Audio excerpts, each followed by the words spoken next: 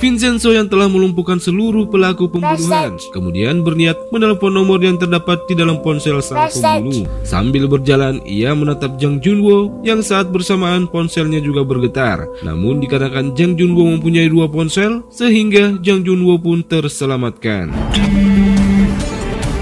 Jang Junwo yang diminta untuk meninggalkan mereka meluapkan kekesalannya yang hampir saja ketahuan.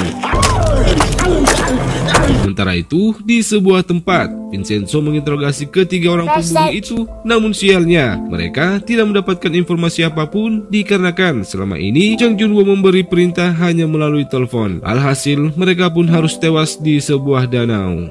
한석, 어딨어? 저희 통으로만 지시를 받습니다. 오늘의 관용은 Dalam perjalanan pulang, Hong Chae-yun mengungkapkan perasaannya yang sangat marah ketika melihat anggota dari Vincenzo, di mana mereka juga terlibat dalam kematian sang ayah. Namun dikarenakan Vincenzo masih membutuhkan mereka, Vincenzo pun berencana akan memberi ganjarannya setelah ia tidak lagi membutuhkannya. 이게 만들어줄게요. 조금만 기다려요.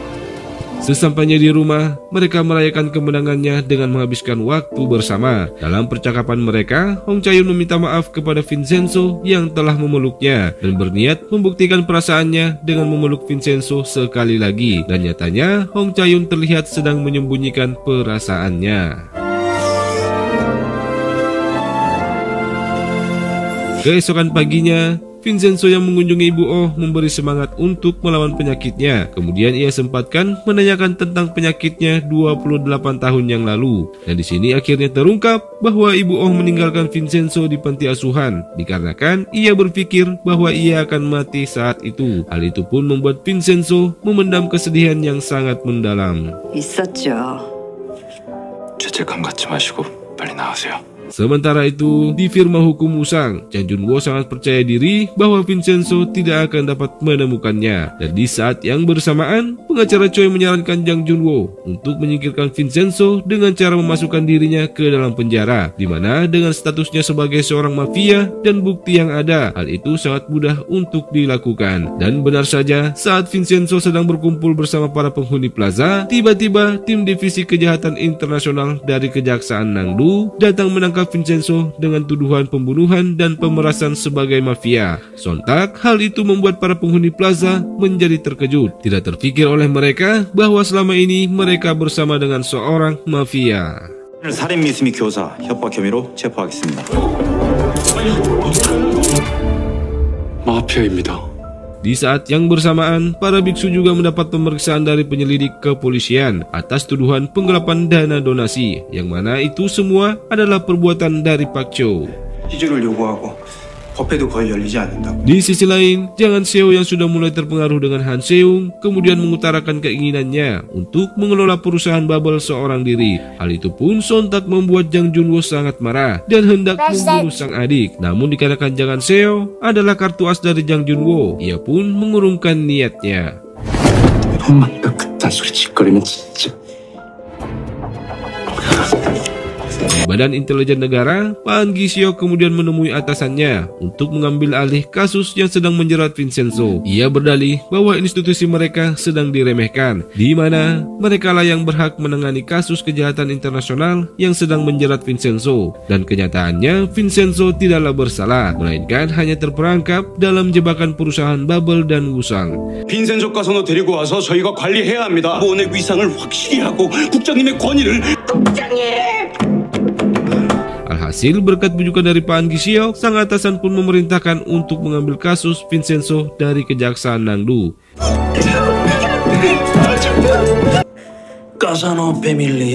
Sementara itu, Vincenzo dan Hong Chae-yun yang sedang diinterogasi mengetahui bahwa kejaksaan sedang berusaha memanipulasi bukti yang ada agar Vincenzo dapat dihukum sesegera mungkin.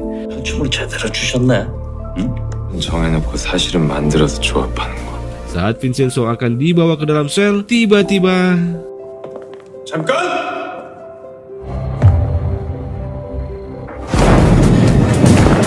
안구?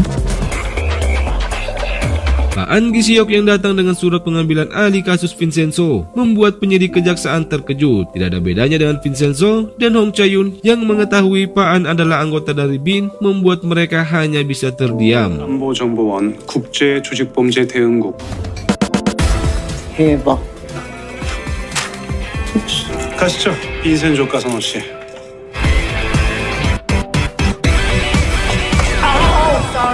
Di sisi lain, pengacara Choi yang mengetahui bahwa kasus Vincenzo diambil oleh Badan Intelijen Negara membuatnya sedikit khawatir. Bisa jadi Vincenzo adalah seorang mata-mata. Terlebih lagi Vincenzo tergabung dalam sebuah Badan Intelijen Negara. Hal itu pun membuat Jang Jun-woo semakin kesal. Di sebuah ruangan, Pak An Gi-seok secara terbuka mengakui bahwa selama ini ia mengawasi Vincenzo, dan setelah melihat apa yang dilakukan Vincenzo, membuatnya menaruh hormat kepada Vincenzo dan ingin membantu sang konsilieri. Sebagai syaratnya, Pak An Gi-seok meminta diikut sertakan dalam setiap rencana yang Vincenzo lakukan dan merahasiakan statusnya kepada para penghuni plaza. Tidak ada pilihan lain, Vincenzo pun menyetujui persyaratan itu. 변호사님을 돕고 싶습니다. 알다시피 난 마피아고 저는 콘실리에리를 존경합니다. 왜? Sesaat kemudian, saat Vincenzo melihat bukti-bukti dari kejaksaan, Vincenzo menyadari bahwa foto-foto itu bukanlah dari kejaksaan, melainkan dari orang suruhan Jang Jun-woo yang menyelidiki dirinya di Italia. Hal itu pun semakin menegaskan bahwa informan itu telah melihat wajah dari bos Bubble Group, sehingga mereka pun menargetkan informan itu untuk mencari keberadaan Babo, bos besar dari Bubble Group. 장한석이 이탈리아에 보낸 정보원이 가져온 걸 겁니다. 저 항상 콘실리에리 뒤에 있습니다. Tidak menunggu lama, saat itu juga Vincenzo menghubungi Luca untuk mencari tahu siapa orang yang menyelidikinya waktu itu. Dan saat Vincenzo telah berada di Plaza Gunga, tiba-tiba 히어로가 탄생했네요. para penghuni plaza yang menyambut Vincenzo bak seorang pahlawan membuat Vincenzo merasa sedikit tidak nyaman. Boss and Company yang melihat kembalinya Vincenzo merasa bersyukur saat ini mereka tidak lagi mengusik sang konsilieri. 리더를 원합니다. Selang beberapa saat, Vincenzo akhirnya mendapatkan rekaman CCTV informan bos Bubble itu dari Luca, dan seketika itu meminta Pak An Gi-seok untuk mencari keberadaannya di Korea. Tidak jauh berbeda dari Luca, Pak An Gi-seok menjanjikan 5 jam untuk menemukannya. Dan saat yang bersamaan, biksu Plaza Gunga mendatangi Vincenzo dan mengabarkan bahwa seseorang telah melaporkan mereka telah melakukan penipuan. Tidak butuh waktu yang lama, Vincenzo dengan cepat mengetahui siapa yang melakukan itu. Ya, dia adalah Pak Chow. Pak Chow yang datang menemui Vincenzo mendapat peringatan untuk tidak menyusahkan sang biksu. 왜 그런 거예요? 죄송합니다. 허위 제보였다고 다시 글 올리세요. Dan saat Vincenzo kembali ke kamarnya, tiba-tiba ia dihadang oleh para penghuni yang memintanya untuk membantu mereka mencari keberadaan emas di Plaza Gunga. Hal itu pun cukup mengejutkan Vincenzo, dan di sana akhirnya terjawab bahwa yang telah memberikan informasi itu adalah seorang gelandangan. 그지 길버트가요. Di sisi lain, Jang Han-seong yang sedang berlatih menembak dikejutkan dengan kemahiran Han-seong dalam memainkan pistol, yang mana ternyata Han-seong adalah penembak terbaik saat mengikuti wajib militer. Kemudian Han-seong mulai membujuk lagi Jang Han-seong untuk memimpin Bubble Group seorang diri, dan ia akan mendukung sepenuhnya dari belakang. Jang Han-seong yang mulai terpengaruh kemudian mengisyaratkan untuk membuat sebuah rencana. 내가 할 수 있다고 생각해요? 물론입니다. 그럼 로드맵 한번 짜보죠. Di Plaza Gunga, Pak An Gi-seok yang telah mendapatkan keberadaan informan dari bos Bubble dengan segera memberi informasi itu kepada Vincenzo, dan diketahui informan itu bernama Kim Sa-yoon, seorang mantan pegawai perusahaan senjata yang saat ini menjadi informan lintas Eropa. Dan tidak menunggu lama, Vincenzo pun segera mencari keberadaannya. Namun tiba-tiba Hong Chae-yoon mendapat telepon dari Jang Jun-woo yang mengajaknya bertemu dan beralasan bahwa ia mempunyai informasi tentang rencana Wusang. Saat Hong Chae-yoon menemui Jang Jun-woo, bersamaan dengan itu, anak buah Vincenzo berhasil menangkap Kim Sa-yoon. 빨리 정보 보여줘.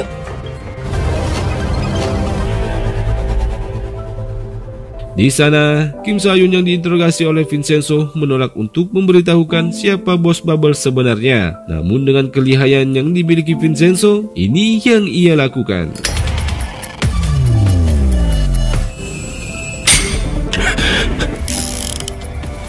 세 번째. 그만. Ya, dengan strategi itu, Kim akhirnya buka suara siapa bos bubble sebenarnya, yang tak lain adalah Jang Han-seok. Tapi biar enak, kita akan menyebutnya dengan nama sebelumnya, yaitu Jang Junwo. Jadi, nama dia sebenarnya adalah Jang Han-seok, dan adiknya bernama Jang Han-seok. 우상의 변호사 장준우입니다. Vincenzo yang mengetahui bahwa Hong Chae-yun sedang bersama Jang Junwo saat itu juga memberitahunya diam-diam bahwa Jang Junwo ternyata adalah bos dari Bubble Group. 장준우 변호사가 장한석이었어요.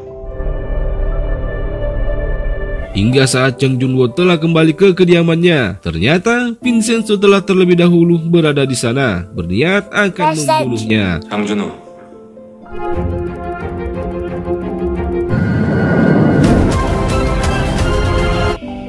장한석 걸렸다.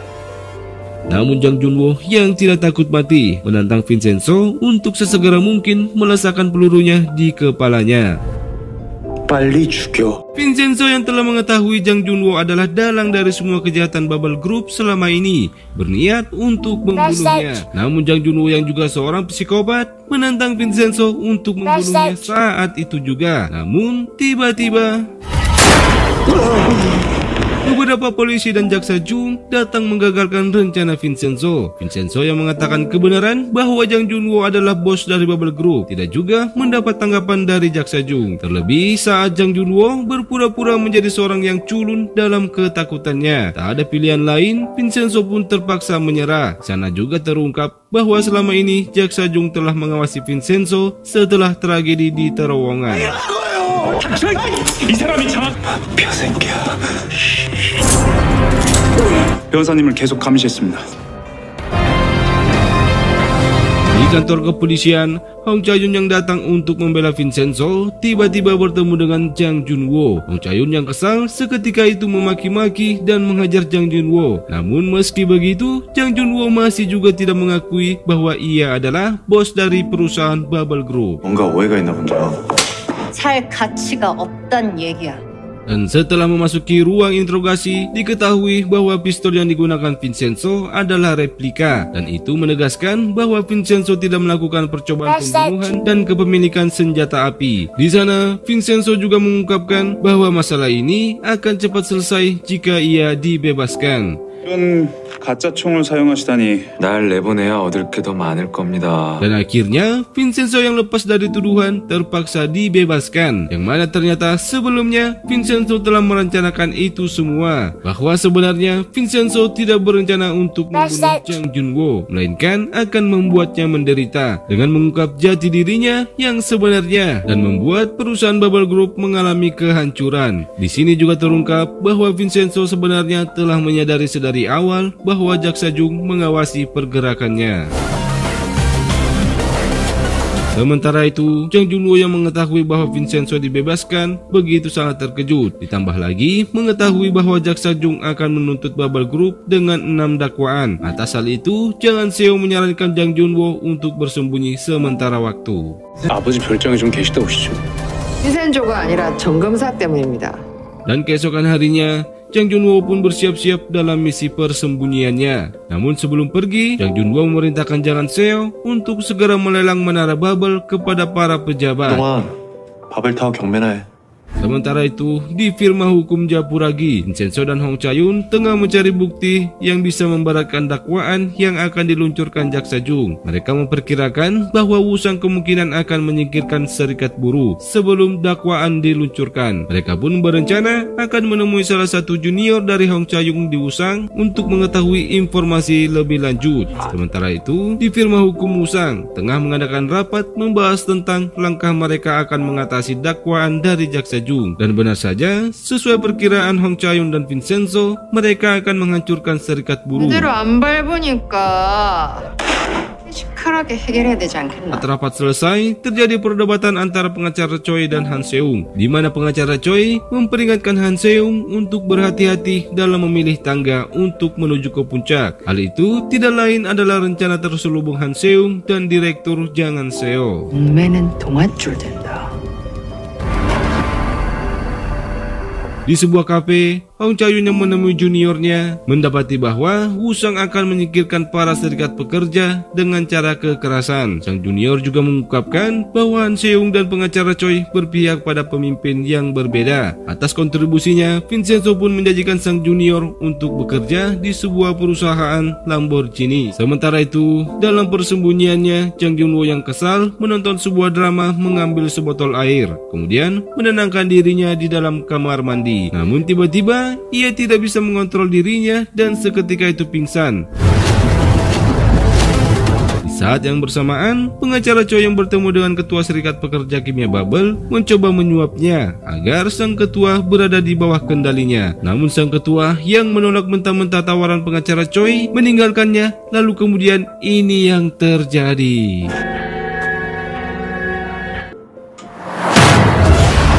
Ketua serikat itu pun tewas seketika, dan semua itu adalah rencana dari pengacara Choi. Kembali ke Jang Junwo, ia yang saat ini telah tersadar menyadari bahwa itu adalah perbuatan dari Vincenzo. Ya, benar saja, Vincenzo sebelumnya telah menukar air mineral itu melalui anak buahnya yang telah membajak mobil pengantar air minum. Namun di sini, Vincenzo menegaskan kepada Jang Junwo bahwa ia dengan sengaja tidak membunuhnya dikarenakan ia tidak ingin Jang Junwo mati sebagai pengacara bodoh di Wusang. Hal itu pun cukup membuat Jang Junwo sangat kesal. 강력한 막내 변호사로 죽는 게 되겠지.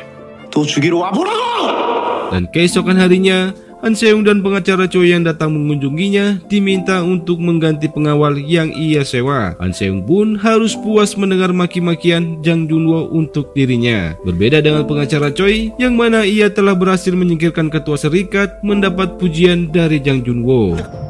와인은 시간 문제입니다. Sementara itu, Hong Chayun yang mendengar kematian ketua serikat membuatnya semakin kesal. Namun tak lama kemudian, Pak Tak datang menemui mereka, mengungkapkan bahwa ia akan mencari keberadaan emas dengan seorang ahli yang secara khusus mereka datangkan. Mendengar kata emas, Pak Nam dan Hong Chayun pun menjadi sangat terkejut, yang membuat Vincenzo akhirnya tidak mempunyai pilihan lain selain memberitahu mereka akan keberadaan emas di Plaza Gumga. 500억 원어치. Bersamaan dengan itu, Han Seung dan pengacara Choi yang telah kembali ke kantornya terkejut mendapat kabar dari Kejaksaan Nangdu bahwa sebuah file dari Badan Intelijen Negara yang bernama file Guillotin telah hilang saat diretas beberapa tahun yang lalu. Namun, Badan Intelijen Negara merahasiakannya seolah-olah mereka masih menyimpannya. Namun di sini belum diketahui apa isi sebenarnya dari file itu. 예전에 대외안보정보원에서 만든 기요틴 파일. Pak An Gi-seok yang menghadap atasannya atas kasus bocornya informasi itu menolak untuk menyelidikinya dengan beralasan bahwa kasus Vincenzo belum selesai. 일 해결이나 도와. 안 됩니다. Pak Gi-seok yang kabur dari atasannya mendatangi Vincenzo untuk mengabarkan hal itu. Di sana, Pak Gi-seok menjelaskan bahwa file itu berisi tentang kejahatan dari orang-orang yang terlibat dalam kasus ilegal, di mana file itu digunakan untuk melindungi presiden dari lawan politiknya waktu itu, dan Badan Intelijen Negara ditugaskan untuk menjaga file itu. Namun setahun setelahnya, file itu diretas oleh kelompok Naga Utara dari Tiongkok, dan yang mengejutkan Vincenzo bahwa file itu disembunyikan di Korea bersama dengan harta rahasia dari seorang yang bernama Wong Shaolin. Ya, tidak salah lagi, Wong Shaolin adalah pemilik emas yang saat ini berada di Plaza Gumga. 파일명도 무시무시하네요. 황샤오린이라고 합니다. 그렇다면 Di tengah hebohnya isu file Guillotin, Jang Junwo dan Jang Han-seo sedang melakukan perburuan di dalam hutan. Namun ternyata semua itu telah direncanakan oleh Jang Han-seo untuk membunuh Jang Junwo. Namun Jang Han-seo yang tidak pandai menembak membuat pelurunya tidak tepat sasaran dan hanya melukai Jang Junwo.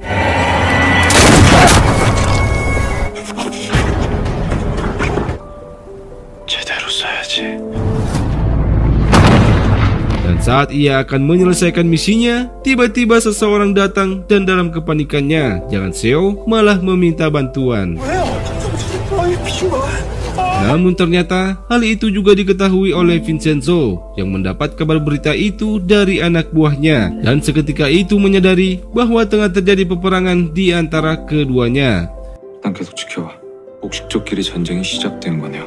Sementara itu, di rumah sakit, Jang Junwo yang selesai melakukan operasinya mulai sadarkan diri. Dalam pembicaraannya bersama pengacara Choi, Jang Junwo merasa khawatir bahwa Jang Seo saat itu dengan sengaja ingin membunuhnya. Atas hal itu, pengacara Choi pun meminta Jang Junwo untuk segera mengambil alih kepemimpinan perusahaan.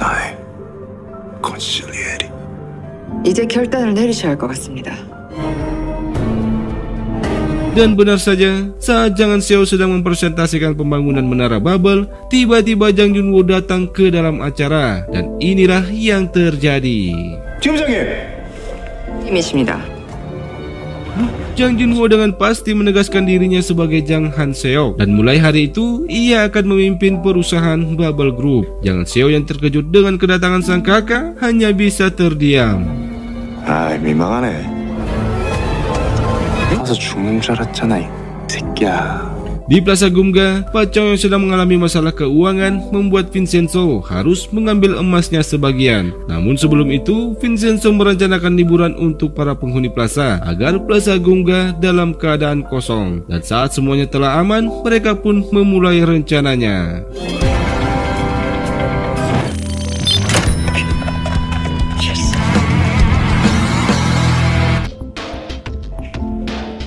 Namun, hal yang mengejutkan terjadi tatkala mereka telah berada di ruangan rahasia. Tiba-tiba, Pak Chow menodongkan pistol kepada Vincenzo. Siapakah sebenarnya Pak Chow dan apa motifnya mengkhianati Vincenzo? Simak ceritanya di part selanjutnya. Wassalamualaikum warahmatullahi wabarakatuh. Bagi sahabat santuy yang penasaran bagaimana kelanjutannya, jangan lupa subscribe dan nyalakan tombol notifikasinya agar kalian tidak ketinggalan part selanjutnya. Wassalamualaikum warahmatullahi wabarakatuh.